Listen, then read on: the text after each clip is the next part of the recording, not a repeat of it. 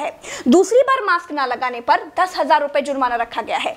पूरा दिन सड़कों पर वसूली चल रही है। ठीक है, आपने अपनी तरफ से वसूली कार्यक्रम शुरू कर दिया है, लेकिन अस्पताल में बेड ना मिलने पर सरकार पर कितना जुर्माना होना चाहिए? वेंटिलेटर ना मिलने पर सरकार पर कितना जुर्माना होना चाहिए? कोरोना टेस्ट ना होने पर सरकार पर कितना जुर्माना होना चाहिए? शमशान में मुर्दा जलाने के लिए लकड़ियां ना होने पर सरकार पर कितना जुर्माना होना चाहिए? शमशानों में दिन दिन भर मुर्दा जलाने की वेटिंग के लिए सरकार पर कितना जुर्माना होना चाहिए?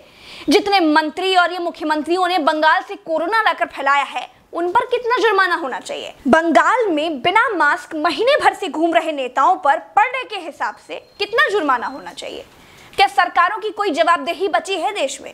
क्या सरकारों से सवाल पूछने वाला बचा है कोई देश में? क्या कोई पूछ सकता है कि 1 साल से देश कोरोना महामारी झेल रहा है, आपने पूरे देश में कितने नए हॉस्पिटल बनाए हैं?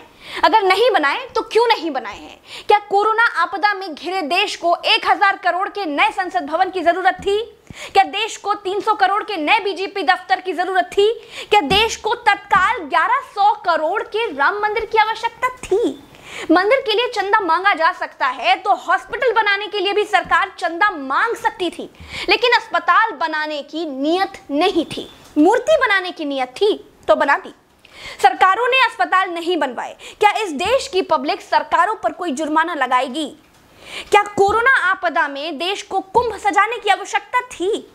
क्या देश को कोरोना महामारी के बीच बंगाल चुनाव में रैलियों की आवश्यकता थी? नहीं थी। देश को अस्पतालों की, डॉक्टरों की, कोरोना की दवाइयों की जरूरत थी। कुछ दवाइयां बनाई भी तो वाहवाही के चक्कर में विदेश भेज दी। आधे अधूरे टीकाकरण में देश अभी अटका हुआ है। और ये कैसा टीका बनाया है जिसे लगाने के बाद भी कोरोना हुआ जा रहा है? क्या कोई सवाल पूछेगा? चीन ने कोरोना को फैलाया और पूरी तरह से कंट्रोल कर लिया। अपनी जीडीपी में रिकॉर्ड बढ़ोतरी कर ली। चीन से सब कुछ तो ले ही लिया है, सीख भी ले लो।